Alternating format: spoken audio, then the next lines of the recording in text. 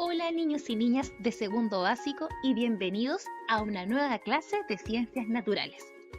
Daremos inicio a nuestra clase de hoy revisando la actividad enviada a la clase pasada, la cual usted debía trabajar en su cuaderno de actividades, es decir, nuestro libro de ciencias, en la página 90 y dibujar tanto el otoño como el invierno, donde nosotros podíamos reflejar las características, como por ejemplo la caída de las hojas o la lluvia, o que estamos más abrigados protegiéndonos, por ejemplo, de un paraguas.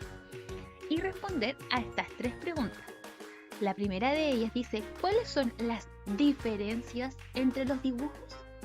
Si tu respuesta fueron en que el otoño se caracteriza por el enrojecimiento y la caída de las hojitas, y que por ejemplo en el invierno hace más frío y te abrigas más y también hay presencia de lluvia, estás en lo correcto, es decir, a partir de tus dibujos debías escribir en qué se diferencia el otoño con el invierno.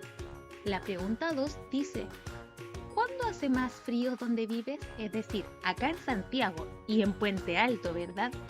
¿Cuándo hace más frío? ¿En el otoño o en el invierno? Si tu respuesta fue que principalmente en el invierno, también estás en lo correcto. Y por último, ¿cuándo llueve más donde vivimos? Es decir, en Puente Alto, por ejemplo, o en Santiago. ¿Cuándo llueve más? ¿En el otoño o en el invierno? Y aquí hay una respuesta, ¿cierto? El invierno es el principal protagonista de las precipitaciones. Excelente trabajo, niños, los queremos felicitar con sus profesores.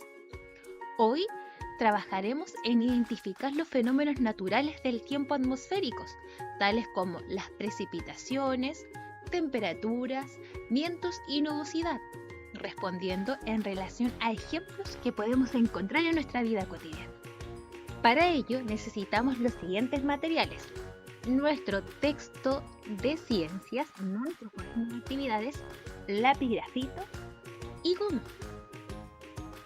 Y comenzaremos recordando lo que ocurría en las estaciones del año. La semana pasada utilizamos este dibujo.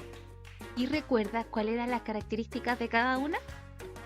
Tenemos el invierno, donde no hay presencia de hojas, por ejemplo, los árboles totalmente descubiertos, y nuestro cielo se ve principalmente cubierto por nubes, precipitaciones e incluso nieve en algunos lugares. Luego tenemos el otoño, donde las hojitas comienzan a enrojecerse, caer y además comienza lentamente a bajar la temperatura. Por otro lado tenemos la primavera, donde los árboles se caracterizan por volver a cubrirse de hojas y aparecer las flores, embellecer nuestro paisaje. Y finalmente tenemos el verano, donde hay mayor temperatura y esta vez obtenemos los frutos, ¿cierto? Quizás es tu estación favorita.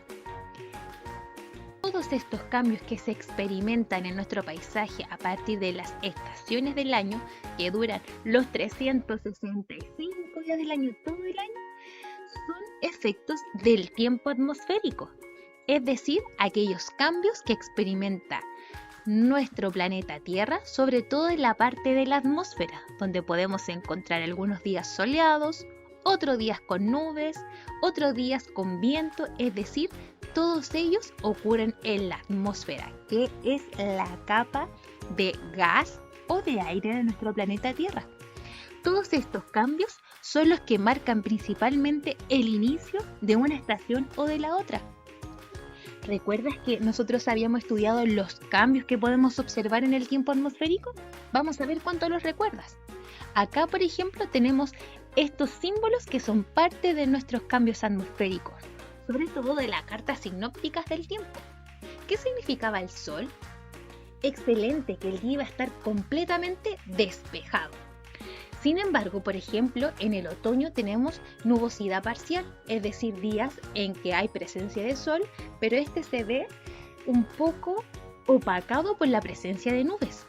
O por ejemplo, niños, ahora en el invierno principalmente tenemos nubosidad o días de nubosidad parcial. En la nubosidad hay completamente nubes. Está, por lo que la gente dice, un día feo, ¿verdad?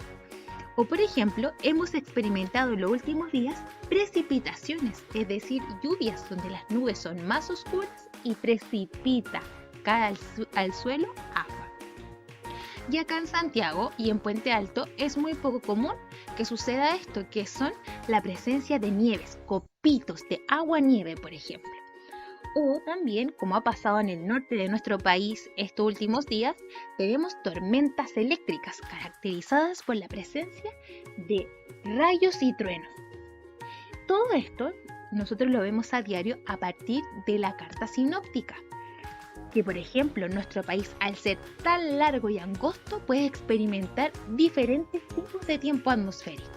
Por ejemplo, en esta carta podemos ver ciudades totalmente despejadas como Copiapó, por ejemplo, y ciudades que van a estar con nubosidad parcial, como hemos aprendido, porque tenemos nubes y sol, como las del norte de nuestro país, pero hacia el sur, Chillán en adelante, miren, hay nubosidad e incluso en Puerto Montt la presencia de precipitaciones y lluvia.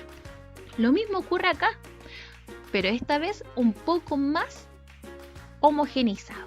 ¿Qué quiere decir esto? Un poco más regular, donde vemos casi toda nuestra parte norte del país con la presencia de nubes y Valparaíso, nuestro puerto principal, con nubosidad. ¿Ven? Tenemos sol y unas nubes opacándolo.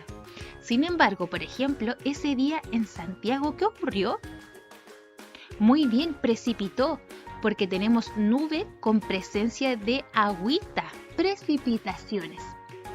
Y fíjense, eso se extendió por toda la zona centro-sur. Y miren en Coyhaique, ¿qué ocurrió? Excelente, nevó. Pero en Punta Arenas, ¿qué ocurre? Nubosidad, es decir, hay sol y nubes. Somos todos unos expertos y ahora vamos a poder ver el informe del tiempo sin que ningún meteorólogo, que son las personas que interpretan estas predicciones del tiempo atmosférico, nos ayuden. Ustedes serán los propios meteorólogos de sus casas. Es que el tiempo atmosférico se encuentra también marcando la pauta de las características de las estaciones del año. Por ejemplo, en el invierno, esta estación que estamos ahora y en la cual nos ponemos ropa y elementos para protegernos de la lluvia y del agua. Luego tenemos el otoño, que es esta estación donde nos comenzamos a abrigar y las hojas se caracterizan por caer, ponerse rojizas y desaparecer de los árboles. O la primavera, donde todo comienza a florecer. Escuchamos más pajaritos y comenzamos a sacarnos la ropa y realizar actividades al aire libre para dar paso finalmente al verano, donde ya disfrutamos de lleno del sol y de las altas temperaturas. Por ejemplo, todas estas estaciones se ven marcadas por elementos del tiempo atmosférico. Por ejemplo, el invierno por la nubosidad y las precipitaciones. En cambio, en el otoño, por la nubosidad parcial. En cambio, la primavera y el verano, por estar dominando preferentemente el sol, elevando las temperaturas de estas estaciones.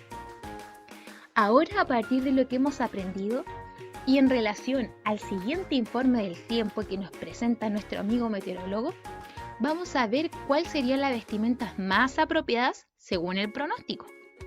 Por ejemplo, si estás en Valdivia, ¿lograste identificar Valdivia? ¿Qué elemento del tiempo atmosférico está predominando esa ciudad? Te voy a dar una pista. Valdivia está acá y efectivamente va a precipitar, es decir, llover. ¿Qué usarías en Valdivia? ¿Usarías, por ejemplo, estas sandalias? No, ¿verdad? Si vas a Valdivia, por ejemplo, y ves este informe del tiempo, te vas a poner probablemente botas, una chaqueta, el paraguas y una bufanda, por ejemplo, para protegerte del cuello. Pero si vas a Valparaíso, ¿vas a usar principalmente un paraguas? No, ¿verdad? Porque en Valparaíso va a haber nubosidad parcial, es decir, no va a llover. Este informe del tiempo está un poco malicioso, porque nos muestra que estos elementos no se pueden usar acá. ¿Estos elementos de qué estación son, niños? Excelente, son del verano. ¿Y este informe del tiempo, de qué estación probablemente será? Excelente su respuesta, hasta acá la puede escuchar. Probablemente sean del invierno, por las bajas temperaturas y la presencia de precipitaciones e incluso de nieve. Por lo tanto, las vestimentas más adecuadas son aquellas las que nos permiten protegernos del frío y las bajas temperaturas, sobre todo en las ciudades que llueven. ¡Excelente trabajo, mis niños! Ahora, mis niños, los voy a invitar a trabajar solitos, es decir, demostrar cuánto han aprendido. Para ello, van a abrir su cuaderno del estudiante en la página 128 y 129, donde encontrarás esta carta sinóptica del tiempo atmosférico y esta actividad, en la cual tú vas a responder la pregunta 1 y 2 a partir de estos elementos. Una vez que hayas finalizado tu tarea, recuerda enviarla al profesor responsable de la corrección. Puede ser vía correo electrónico o vía WhatsApp, como ustedes prefieran, para demostrar cuánto han aprendido. Sus profesores de segundo básico están ansiosos de recibir sus tareas.